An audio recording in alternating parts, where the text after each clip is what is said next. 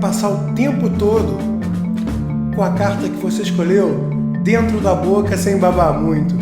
E aí, acertei ou não acertei a tua carta?